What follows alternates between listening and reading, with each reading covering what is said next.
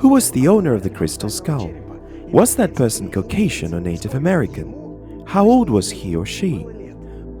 Which facial reconstruction based on this skull is the most accurate? How long would it take to carve an accurate copy of the crystal skull? And why would someone measure its brainwaves? Watch this video to the end to find out. The crystal skull. The legendary out-of-place artifact, arguably created by a very ancient Mesoamerican culture, or maybe even by non-humans. Surely it must have supernatural properties. Its quality, they say, is so high that it can't be replicated even with modern cutting-edge technology. The irrefutable proof of this can be found in a galore of books and documentaries by ufologists and so-called independent researchers. But then official scientists come and screw everything up. They claim that the crystal skulls were manufactured by skilled artisans sometime in the 19th or the 20th century. A lot has been said and written on this, so I'm not going to delve into the history of the skull's discovery, research and dating. Russian Mesoamerican expert Dmitry Belayev made a detailed report on the problem of the crystal skulls at one of the recent Scientists Against Myth fora. Apparently, shortly before the release of Indiana Jones and the Kingdom of the Crystal Skull, the 13 skulls came into a sacred alignment, and 13 is a sacred number for Mesoamerican cultures. The myth about 13 skulls spread like a forest fire, and at some point it must have merged with the myth of the Maya apocalypse of 2012. And suddenly I was getting calls from the sensationalist Ren TV channel asking where exactly those 13 skulls were going to align. A member of the audience asked Dmitry Belayev if anyone had attempted to reconstruct the facial appearance of the owner of the crystal skull. A great question indeed. At first our investigation turned up no results on any such experiments in the past, but then I did find out that there had been at least 2 such attempts before. But first let me clarify which crystal skull we're talking about here of the several known to date. We're talking about the so-called Mitchell Hedges skull, also known as the Skull of Doom. It's probably one of the most famous crystal skulls out there. According to legend, it was first discovered by Anna Mitchell Hedges, the adopted daughter of British adventurer Frederick Albert Mitchell Hedges, in 1924. According to Anna, she found the skull under a collapsed altar of an ancient Mayan temple during an archaeological dig in British Honduras. I came up and pulled it out, because I had the smallest hands of all expedition members. I picked it up and showed it to my father. The skull is 3,000 years old. The high priests of the Maya concentrated on the skull in order to evoke death. Looking the skull in the eye sockets may be lethal. Blah blah blah. A more plausible theory says that Anna never took part in that dig. Her dad, Frederick Mitchell Hedges, bought the skull at an auction from London-based antiquarian Sidney Burney for £400 in 1943. Burney first mentions the skull in 1933, and it must have been carved shortly before that date. The Mitchell Hedges skull is remarkable for its high quality of workmanship compared to the other known crystal skulls. And here it's shown in comparison to another famous crystal skull now at the British Museum. Note that the British Museum skull is integral with its lower jaw, which cannot be detached, while the Skull of Doom has a removable jaw, just like a real skull would. This must be the reason why earlier attempts at facial reconstruction of a crystal skull have been made using this particular one. I dug up some info on the very first reconstruction when browsing a pseudo-scientific website called the Crystal Skull Explorers. The UFO, paranormal phenomena, ancient computers, spiritual teachers, it's got it all. Of course, there are crystal skulls for sale there too. The website creator named Joshua Shapiro claims to personally communicate with the crystal skulls. He can ostensibly see holograms inside them and hear voices of the ancient Maya. There's also a story there of a certain Frank Joseph from Illinois, author of the Crystals of Atlantis, meeting Frank Doland, another explorer of crystal skulls, back in 1986. Doland had plastic replicas of the Skull of Doom that he had personally copied from the original skull, provided to him by Anna Mitchell Hedges herself. Joseph got in touch with several experts in anthropology. The article gives a rather sketchy account of the reconstruction, though, but it links up to a book by Alice Bryant and Phyllis Geld titled The Message of the Crystal Skull, From Atlantis to the New Age, which has a whole chapter detailing the process. According to the book, the relic was first examined by Dr. Clyde Snow from the anthropology department of the Field Museum of Natural History in Chicago. He found the skull to be anatomically accurate and theorized that it must be based on a real human skull. The skull must have belonged to a female, and Snow found her age to be between 17 to 20 years old, based on the tooth wear. Wow, tooth wear in a crystal skull, how do you like that? As for the skull's ethnicity, Snow found its features to be typical of the Aboriginal populations of the Americas. He found only a handful of anatomical errors in the skull, namely its teeth structure, as well as an absence of cranial sutures. Next, the skull was examined by experienced forensic anthropologists Peggy Caldwell from New York and Frank Domingo. The author of the above-mentioned article especially emphasizes the fact that the skull was studied by three Franks, Joseph, Doland, and Domingo. As you surely understand, there's more to it than meets the eye. Oh, three holy Franks, do give me strength. Caldwell and Domingo made a 2D graphic reconstruction of the skull. It was a daunting task, since they had no special instructions to produce a mongoloid's appearance. So says the book. The expert relied on data from anthropological literature, as well as photos of Indians, Mongoloids, and Latinos from a police archive. The resulting image shows a pretty Indian girl with earrings. The author of the book actually believes that the skull is many thousand years old, that it is really a Mayan relic, a cult object, an embodiment of Mother Earth. To Frank Joseph, the face being distinctly Indian is proof enough of his theory. He speculates as to who might have been the owner of the original skull. Was this the high priestess of the Mother Earth cult, or just some woman sacrificed to the goddess? Whoever she was, she must have been the most important personality in Mesoamerican history, or else why would they have preserved her skull for posterity in such a unique manner? This kind of reasoning is quite typical of the Crystal Skull researchers. The Crystal Skull Explorers website features another reconstruction. It's a face Frank Doland claimed to have seen while meditating over the crystal skull, and he drew a picture of it. Amazing similarity, isn't it? Another attempt at reconstructing the face of the skull was made many years later by the creators of a National Geographic documentary called The Truth Behind. A 2011 episode of the show is entirely dedicated to the mystery of the crystal skulls. Ominous, terrifying objects. They say that anyone who looks them in the eye will die soon.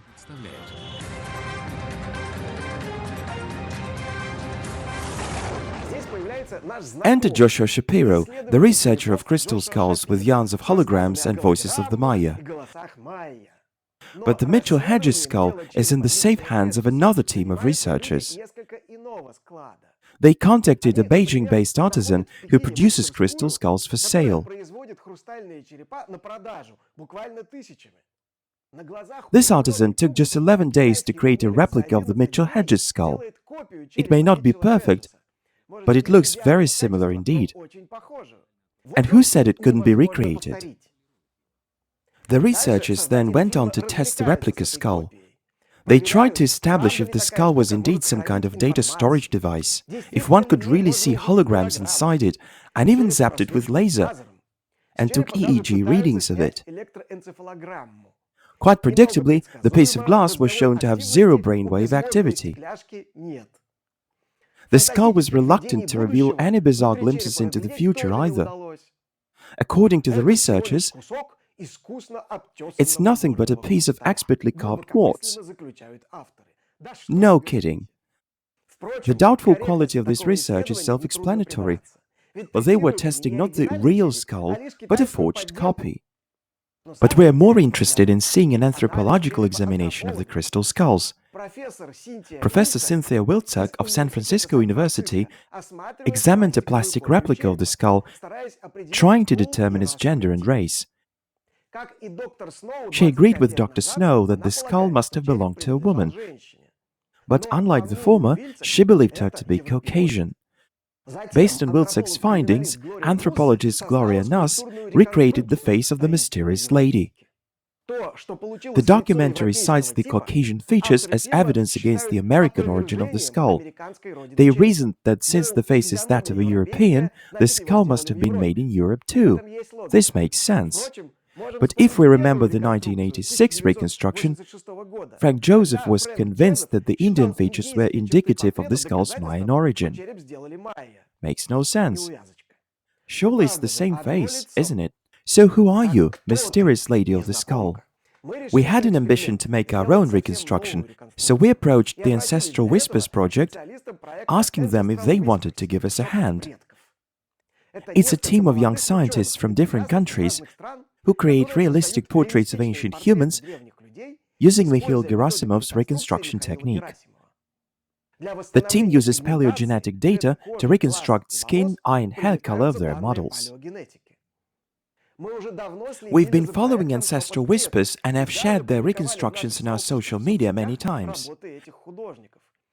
I've recently reached out to them proposing a collab. I was motivated to do that when their team posted a mock reconstruction of a Skyrim character face on their website. I was hoping they would appreciate our proposal. Their reply came shortly. As it turned out, the Ancestral Whispers project does know about anthropogenes, and they have even used our materials in their work. They were happy to take part in our experiment and wanted to know more about it. Have we published the skull measurements? Do we have frontal and profile photos of the skull? And last but not least, what should be the skin and hair color? Luckily, some measurements of the Mitchell Hedges skull were made public.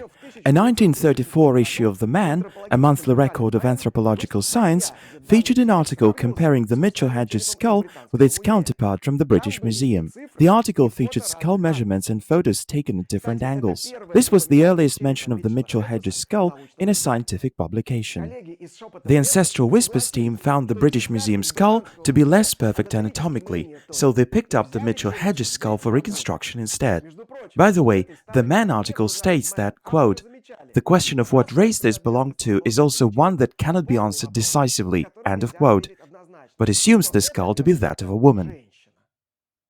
As for the skin pigmentation, I had no idea what to say about it, so I suggested putting this question off until later. The reconstruction officially kicked off in late September 2022. On October 6th, I was sent the result. The team shared some details of their work with me. The skull features a very wide nasal opening, suggesting a hawk nose. Since the eye sockets are large and not round-shaped, the team rules out the epicanthus, the skin fold of the upper eyelid typical in mongoloid populations. The previous reconstructions have especially pointed out that the middle part of the skull's face closely resembles that of the Kennewick man, whose skeleton was found in the USA in 1996. It is over 9,000 years old. The size of the cheekbones, eye sockets, upper jaw, and the location of the nose are all quite similar. It was an unexpected discovery. Genetically, the Kennewick man was found to be closely linked to Native American populations, while anatomically it is more similar to the Ainu people inhabiting the islands of present-day Japan, or the Polynesians. Based on the hypothetical kinship with New World peoples, the reconstructors added darker skin and long dark hair. The end result was this nice-looking young lady, hairless, and now with hair, which gives her a more Native American look, but her hair is only a speculation.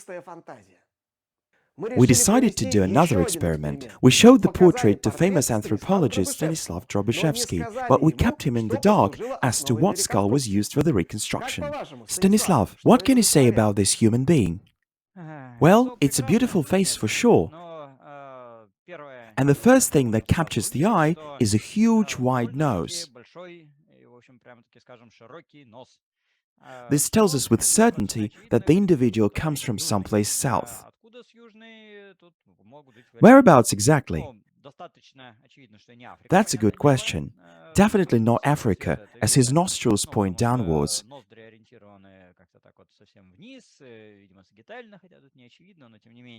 His eyes do not match those of African populations either. So, what options are we left with? It's Southern Europe, Melanesia, or the Americas. The shape of his eyes is a poor match for the Melanesians, although similar eyes can be found among the populations of New Guinea and the Solomon Islands.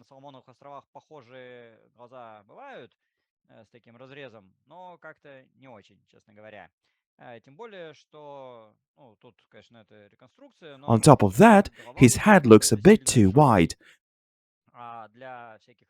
while Eastern equatorial peoples typically have more narrow skulls. We can rule out Polynesia. And his head's too big for Melanesia too. Melanesians have narrow and elongated skulls, while this one is large and wide.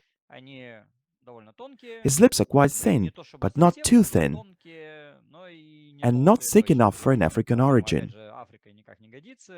And Melanesia is unlikely, although similar types are found in the Solomon Islands.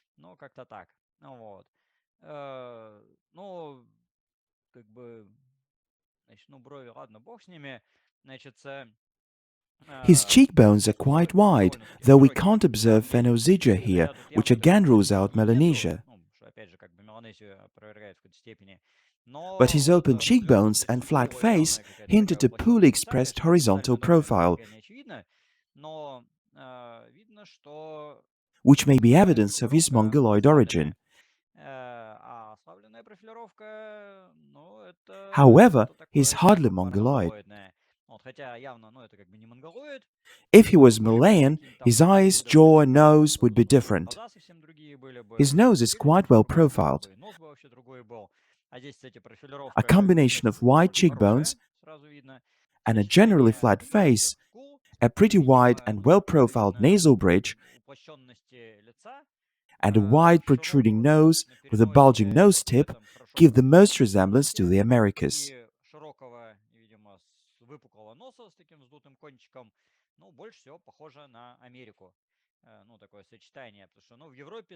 Europe is out of the question, as such wide cheekbones are too exotic for it. The shape of the eyes is difficult to reproduce, but they look kind of squinty, not almond-shaped. If he were from somewhere in southern Europe or North Africa, say the Arab populations, his eyes would look different. I'm not sure if the recreators were aware of such a feature as the epicanthus, but the squint gives little resemblance to the Europeans. His head, besides being wide, must be quite low as well. Equatorial populations, however, tend to have elongated and tall heads. If the head was low and wide, it could be classed as North Mongoloid, but his nose and lips definitely speak against it.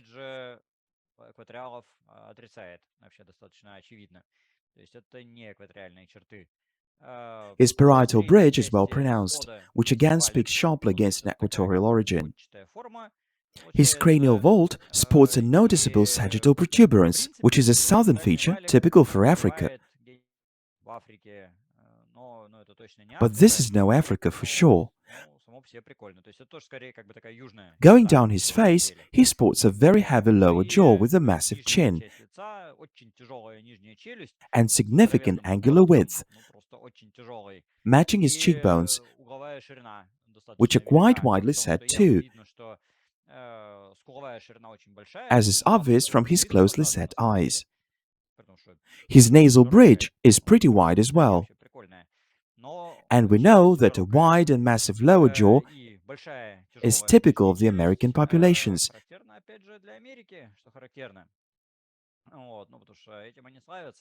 famously noted by Ales Hrdlička.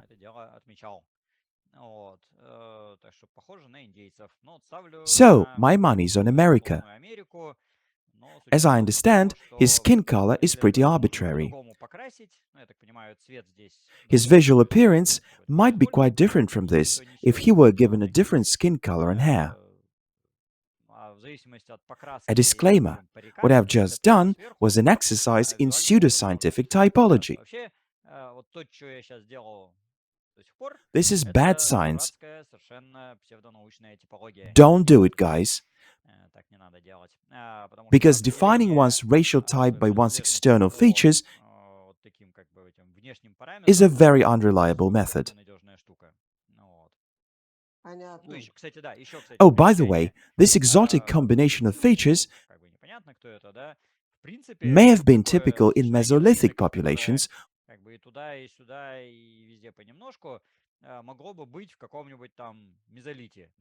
or in the late Upper Paleolithic or early Neolithic, when modern races did not exist yet, and a mosaic of different features could be possible in one individual. So I wouldn't be surprised to see a Paleolithic skull with features like these, and it could be geometrically from anywhere in the world, including Africa.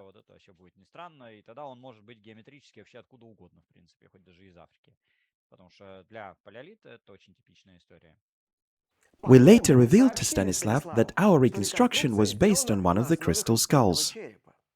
Oh gosh, well, this explains a lot.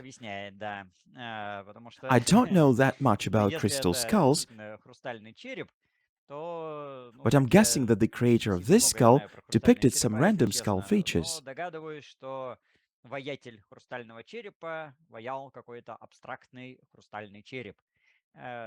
If so, this hodgepodge of features is now making sense.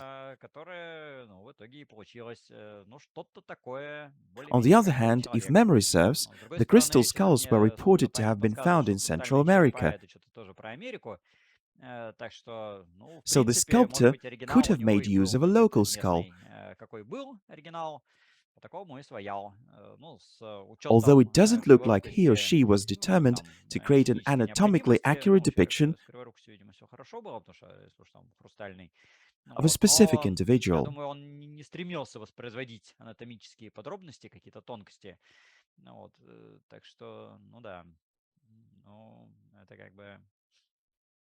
Making a facial recreation from a piece of art may be fun,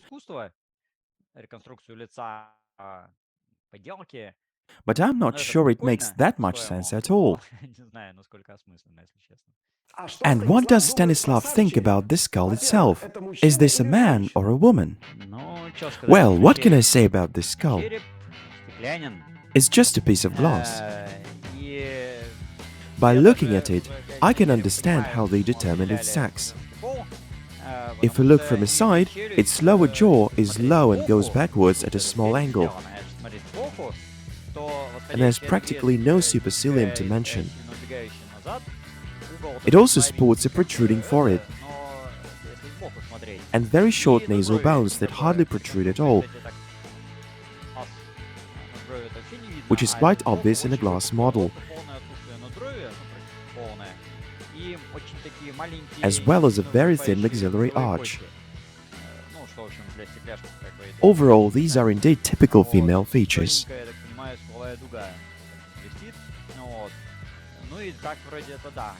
Looking from a side, its chin is not very protruding either.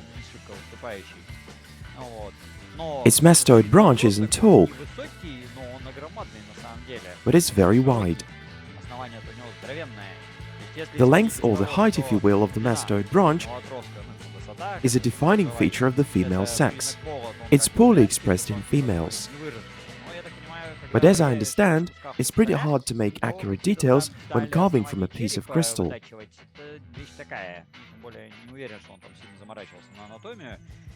That said, the sculptor might have accurately copied the mastoid branch from the prototype skull, if he had one at his disposal. So if it's actually that big, then the skull would have belonged to a male. This is typical of some males too.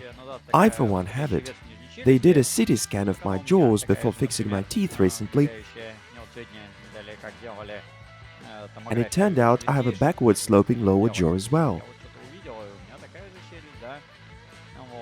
Nasal bones may not be very protruding in some males either. It varies from race to race. The protruding forehead is also not 100% determinative of the sex. I understand why they determined its sex as female based on its side view, but its frontal look is hardly female at all.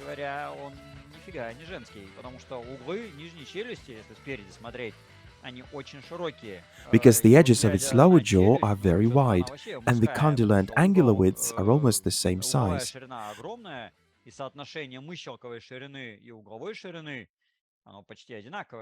Their relative ratio is nearly 100, which is a clear indicator of a male. The angles are very protruding. The mesenteric tuberosity is pretty pronounced too. If we take it as a copy of a real skull, the jaw does not look female at all. The eye sockets viewed frontally are pretty angular too, which is a typical male feature. This, of course, changes from race to race and from individual to individual, but it does look masculine. A lack of relief under the eye sockets is a feminine feature, but we must keep in mind that this skull was carved from a piece of crystal. You can hardly expect any relief in that.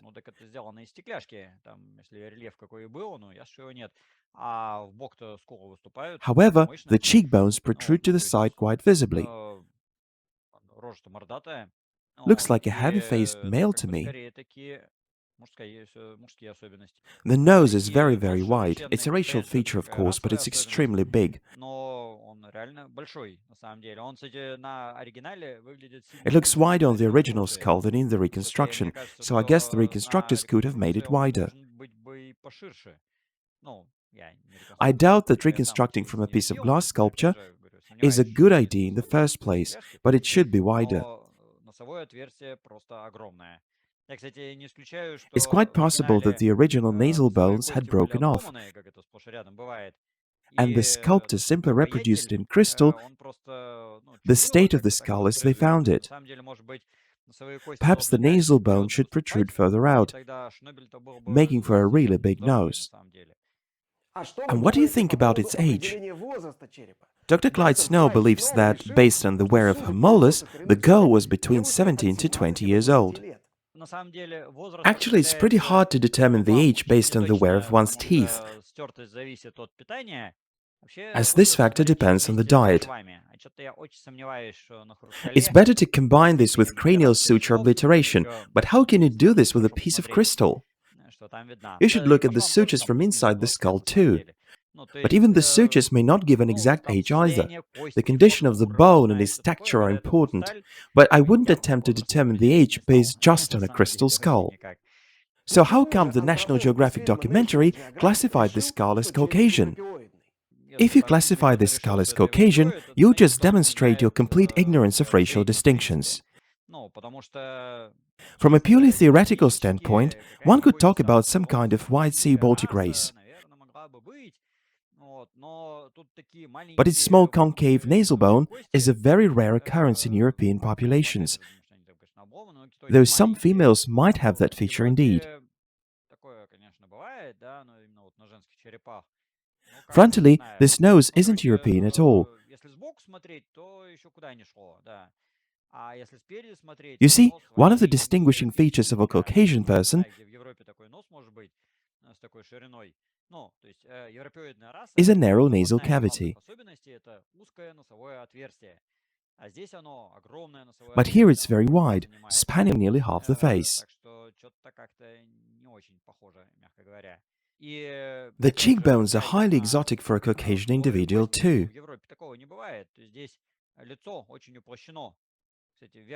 The lower part of the face is very flat.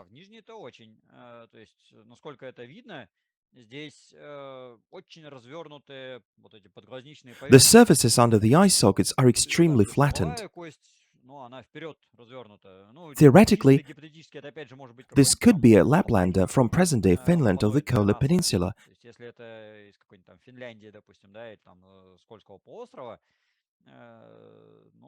But the flat face is a Mongoloid feature.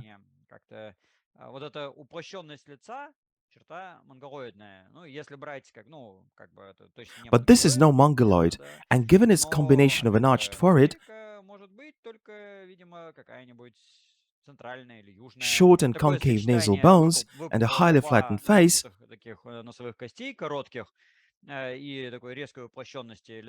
it is more akin to skulls excavated in Mexico. There's a well-known specimen whose DNA was studied, yielding its kinship to South American populations. A female skull was dug up there too. So yeah, it does look a lot like Central America. But a flight of fancy is inevitable if you try to classify a bunch of random features into something coherent. No way is this true science. Real skull classification, complete with measurements, still yields only about 80% accuracy, tops. If a population of 100 crystal skulls was available, then we could talk business. But alas, we just don't have that many as far as I know. Our colleagues from Ancestral Whispers have kindly taken time to answer a few of my questions. What was the biggest challenge for you working on this reconstruction? Nose reconstruction is often one of the most difficult parts. You've got to make sure that the position of the nose coincides with the position and size of the nasal bridge, and the tip of the nose must be modeled based on the shape of the nasal and upper jaw bones.